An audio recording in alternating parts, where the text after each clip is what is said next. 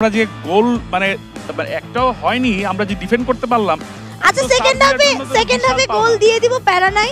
অবশ্যই এই গোল নিয়ে যদি বাসায় যেতে না পারেন আমাকে বইলেন, আমি গাড়ি ডেকে বিকাশ পেমেন্ট করে দিব। আমি দেখি কে কাকে গোল দিবে এবং কে কাকে বিকাশ পেমেন্টে গাড়ি করে বাড়ি পাঠিয়ে দিবে। সো খেলা হবে সেকেন্ড হাফে, এখনো a lot to play for.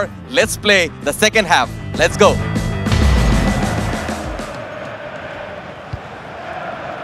সার্বিয়ার মতো দলকে এখনো পর্যন্ত গোল দিতে না পারা একটু হতাশাব্যঞ্জক। হতাশা তো অবশ্যই, মানে ব্রাজিলের জন্য তো এটা এক ধরনের পরাজয় আমি বলবো, যে প্রথম অর্ধ খেলা শেষ হয়ে গেছে, এখনো কোনো গোল করতে পারে নাই সার্বিয়ার মতো দলকে। আমি একটা মজার গল্প শুনাই মাঝখানে।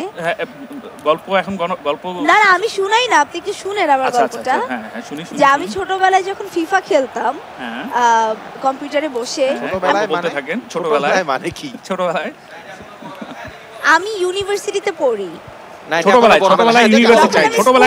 ছোটবেলায় ইউনিভার্সিটিতে পড়তো। ওই আমলের কথা বলতেছি। ওই আমলে আরেকটি গোল, ব্রাজিল চোখের নিমিষে একটি গোল দিয়ে ফেললো Neymar Junior. That's our strategy actually, you know. দুর্দান্ত, কেউ যখন খেয়াল করছিল না, দিকি তার ছোটবেলার গল্প বলে সবাইকে ডিস্ট্রাক্ট করছিল, সেই মুহূর্তে একটি গোল দিয়ে দিল নেইমার জুনিয়র। দুর্দান্ত ফিনিশিং, একটি শট টাইট অ্যাঙ্গেল ছিল। পোর ডিফেন্ডিং গোলকিপার ডেফিনেটলি প্রথমে চার্জ করতে পারতেন, কিন্তু নেইমারকে তিনি আটকাতে পারলেন না। আমি বলেছিলাম যে গোল করব, আমি বিকাশ পেমেন্ট করে আপনাকে বাসায় পাঠাবো, আপনি টেনশন নিয়েন না।